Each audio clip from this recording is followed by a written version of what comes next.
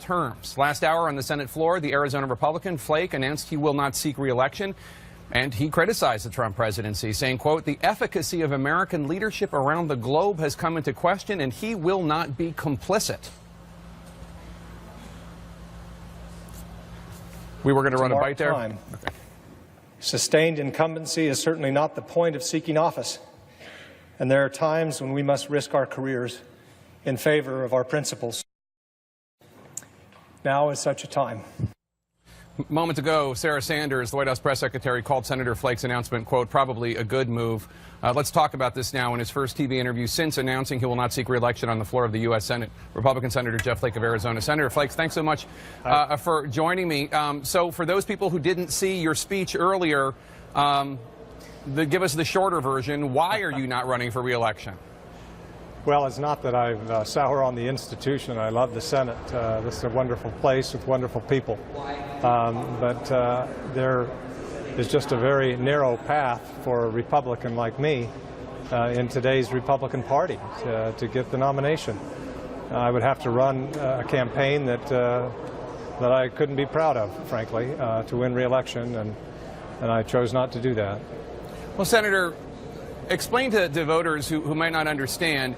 You're a very conservative Republican. Right. Now, you have shown a willingness to work with Democrats and to be open-minded about things such as President Obama's willingness to establish diplomatic relations with Cuba, on immigration reform. But generally speaking, you're a pretty solid Republican. Yeah. What is it about you that you don't think would work in a Republican primary in Arizona?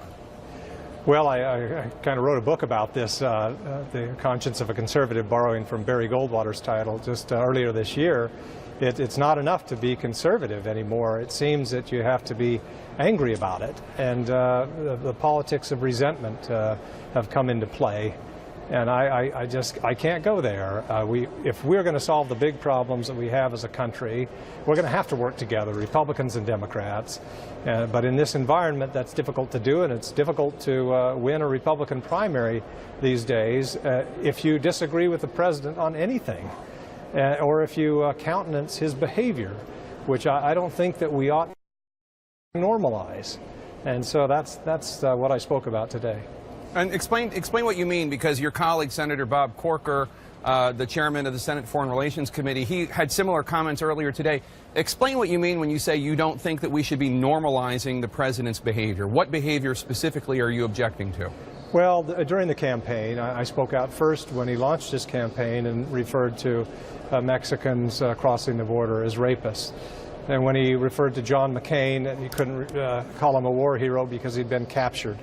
Or referred to the judge who had Mexican ancestry, said that he couldn't judge fairly because of it. And then, obviously, the Access Zero or Access Hollywood tape. I just ask, on which of those points should I not have spoken out? But speaking out on those issues certainly got the ire of the president, and it's difficult to move forward in a Republican primary if you have been critical of any of the behavior that's gone on. And I think for the long-term health of the Republican Party and our political discourse, we Republicans certainly can't countenance that kind of behavior. We ought to stand up and say, this is not right, this is not us, this is not conservative. And so that's why I've taken the stand that I have. Now, not a lot of your fellow Republicans, there are 52 of you in the Senate, not a lot of you have taken this position publicly. There's you, there's Senator Corker, and there's Senator McCain. You could also argue Senator Collins has also offered some criticism, but that's 4 out of 52. Are other people saying this privately, and they're just not willing to say it publicly among your Republican colleagues? I don't want to ascribe anything to any of my colleagues. Some have spoken out, you're right. Some have not, but I don't want to fault them for it. I just say for myself, I can't stay silent when these kind of norms of civil behavior are flouted that much. I mean, you can excuse one thing or two, but continually, I just think that you have to speak up. And sometimes you risk something for it, but you know, why are we here if we're not going to accomplish something and actually, do something? We're not here just to mark time. So let me ask you, Senator, if that's how you feel, Why not take that argument to the Republican voters of Arizona and fight for that belief? You seem to be confident that history is going to judge you well, but that maybe the Republicans of Arizona won't. I think that that's the case. I think that this fever will break. I don't know that it'll break by next year. Right now, the vast majority of those who vote in Republican primaries seem to be okay with the president's policies and behavior. I do agree with the president sometimes. I disagree with him other times. That's what I've done with Republican and Democratic presidents. But now it seems that if you deviate at all from the president's positions, or if you fail to condone his behavior, then you're out of step with the party, or at least a segment of the party that votes in Republican primaries. So, yeah, I think history will look back and say, you know what, why didn't we stand up? And I hope that more of us do. Sarah Sanders, just a few minutes ago, was asked about what you had to say, and she said, I think based on previous statements and certainly based on the lack of support that Senator Flake has from the people of Arizona, it's probably a good move that you're not running for re-election. What's your response? No response at all. No response at all? No. Senator Corker said something earlier today. He said that he thinks President Trump is responsible for the, quote, debasement of our nation. He said, the full quote is, the debasement of our nation is what we will be remembered most for, and that President Trump is obviously not going to rise to the occasion as president. Do you agree with that? Do you think President Trump is debasing the nation, and those of your colleagues who are not standing up the way you and Senator Corker and McCain and Collins are, do you think that they are also complicit in this? I can only speak for myself, and I don't think that we ought to normalize this kind of behavior. The president, tweeting at people, at even foreign leaders, opposition figures, calling our Democratic colleagues losers or clowns. These kind of things are things that we shouldn't be okay with. And it happened during the campaign. Some of us spoke out during the campaign. The problem is we keep waiting for a pivot that simply isn't happening. And I think that we can't wait any longer. At some point, you have to stand up and say, enough. We can't continue with this behavior. And perhaps if enough of us do, that behavior will stop. But we haven't seen the pivot yet. Senator Corker seemed to suggest that one of the reasons he was speaking out now was because he has a relationship with President Trump. He supported him last year during the campaign. He was on the short list for vice president or for secretary of state, and that he had been trying to work with the president and steer him in the right direction, and that now he just feels like it's a lost cause. Why do you think the president's behavior is what it is? Because it seems evident that so much of it is counterproductive for his own agenda. He's alienating you, he's alienating McCain, he's alienating Corker, he's alienating Collins, he's alienating a majority of the American people, not the Republican base, but a majority of the American people. Right. I'm trying to understand that myself. I've known Bob Corker for a long time, and he's a man of integrity who stands for what he is. And I've been glad to see him speak out. But I'm as puzzled by that as anyone. If we're trying to get an agenda through in the Congress, then you need to work with the Congress, not just with Republicans, but with Democrats as well.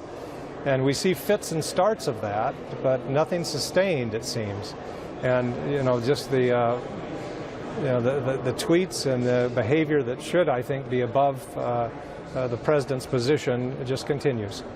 Now, you were not a particular supporter of President Trump last year. No, I wasn't. But others, such as Corker, were, and there are not just Democrats and independents out there who are not fans of the president, but also some Republicans, they call themselves Never Trump Republicans, who are critical of people such as yourself, Senator Corker, etc., for arriving at this conclusion today, when to them the tweets and the aberrant behavior was evident back in 2015, if not before then. Well, like I said, I didn't support him in the campaign to make, and continues to make. I don't think that it's the best foot forward for the Republican Party. Resentment is not a governing philosophy. And at some point, we're going to have to get beyond it to actually solve the big problems that we have. And we have some sizable problems to fix. You're going to be around Till January 2019. I mean, do I have my math right? Yes. That you're still going to be in Washington. Yeah. Yes. So that's a long time to be in Washington after the speech today and after the statements you're making now. What do you hope to accomplish during that time? Well, I mean, we are a co-equal branch of government. We pass the legislation, the president signs it. There are things that we can do, with the president's help. It's usually easier. There are things that we can do, with the president's opposition.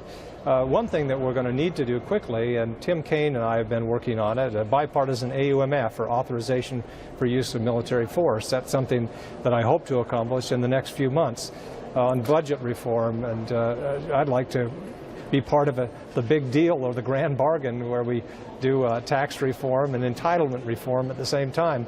There are a lot of things that we can do, and the Congress, I think, needs to assert itself more, particularly with regard to foreign policy. Going since 2001 without a new authorization for use of military force is really an abdication of our authority.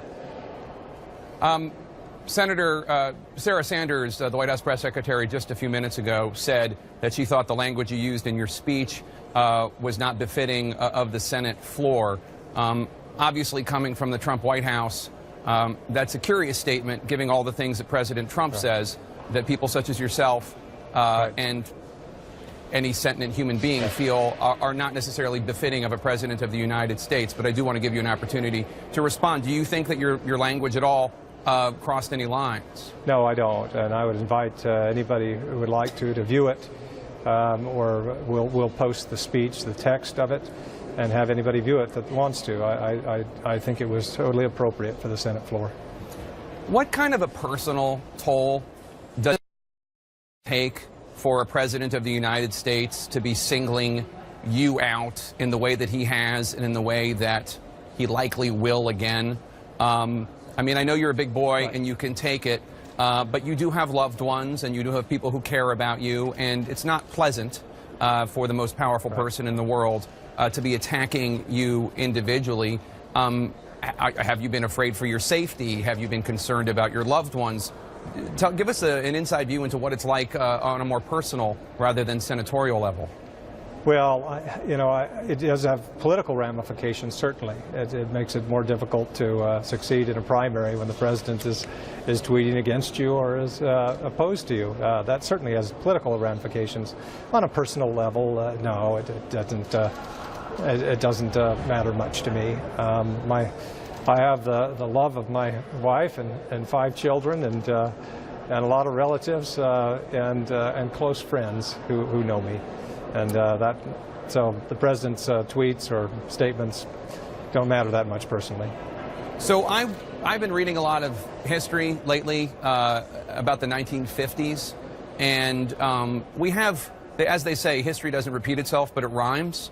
And there was a moment in the 1950s and the late 40s when there was a Republican senator, Joe McCarthy, and people were afraid of his supporters. And he had a reputation for indecency and for telling lies. And many people in the Republican Party just sat back, and then the Democratic Party, I should also point out, sat back and watched it happen. There were exceptions. In 1950, Senator Margaret Chase Smith of Maine, a Republican, gave her declaration of conscience on the Senate floor. But generally speaking, most Republicans were quiet until 1954.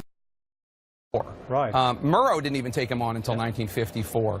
Do you ever think about that situation? Yeah, when I do. You look... In fact, I've just written an op-ed that you'll see soon that uses that example. Mr. Welch, that have you no decency, enough, and that turned the tide.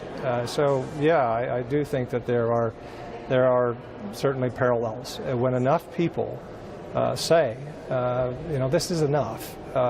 We expect different behavior from our commander-in-chief and the president of the United States. Then it will change, but it hasn't yet. Sarah Palin and Breitbart are saying things along the lines right now that Trump broke you. What's your response to that? I'm still standing. Still standing. There are other things in life than politics, and I can tell you when I would be broken is if I were to say that the path to reelection is to embrace the president's policies that I disagree with and condone his behavior, which nobody should condone. That would be a broken man who does that. So I feel good about where I am. Do you think that somebody in the Republican Party, perhaps you, should challenge the president in 2020? I won't go there. That's a long time away. So you're not, you're not discounting it? Certainly I didn't. I didn't support the president in the last election, and but it's early. That time will take care of itself. Okay, well, that's not a denial. I'd like to point out. I'm not trying to get cute, but I mean, if you didn't support him last time, and Corker saying that he made a mistake by supporting him last time.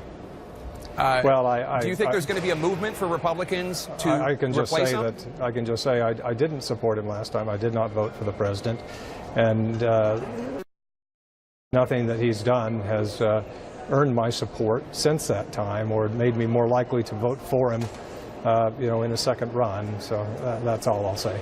How does this end, Senator? How does this end for President Trump? Because, I mean, I think that there are a lot of people out there who think that the nation can't take 4 to 8 years of this, of the divisiveness and the mendacity, of the indecency. But if there are only 4 out of 52 Republicans willing to say, hey, look, I support conservative policies, but lies are not conservative policies, trying to devalue the press, the judiciary, the legislative branch, not to mention the name calling. This is not what we want for our party. How do you envision this is going to end? Well, I don't think that people will see the complicity or silence that we've seen so far. I do think that we're reaching a point where more people are willing to stand out. So no, I don't think that this can continue for that long. At some point, the country will say that that's enough. We've had enough of this kind of behavior, and we expect more of our leaders. And so that's what I hope happens sooner rather than later. Can you give us any insight into the Republican lunch today where President Trump appeared? We're told that his back and forth with Senator Corker did not come up. Was it a warm reception for him? Are there others there like you who share those concerns who said anything? Oh, those are private dinners, and I'd rather keep it that way. But there was nothing big, no real news made. Just put it that way. What do you think President Trump can do, if anything, to try to get the support of people like you and Senator Corker back, if that's at all possible? Well, I certainly hope to be able to work. I've got 14 months left in the Senate. There are a number of things that we need to work on. One, the has indicated a willingness to work on DACA and to make sure that these kids who are brought across the border of no fault of their own are allowed to stay. That's something that's important to me. I'd love to work with the president on that. So I think there are a number of issues. On some of the trade issues, I'm not where the president is. I hope we can nudge him in the right direction. But there are many things that we agree with that we can work together on. There's a friend of mine, Van Jones. He talks about the spiritual leadership that presidents offer sometimes. That after or during the JFK presidency, a lot of people were inspired to join the Peace Corps. That during the Reagan presidency, a lot of people were inspired to go to Wall Street or to join the military. What kind of spiritual leader do you think President Trump is? What is he inspiring people to do? Oh, I don't know how to answer that. My concerns are well known. I wrote about them in a book, Conscience of a Conservative, and so I think that I've detailed probably enough there. But do you think he's, I guess let me just put it more directly, do you think that President Trump is setting a bad example for the nation's children? Yes, some with the statements that are made about people and seeming to ascribe the worst motives to people as well. That's something we tell our kids not to do. And just the mean or cruel tweets or language that's sometimes used, that's something that I would certainly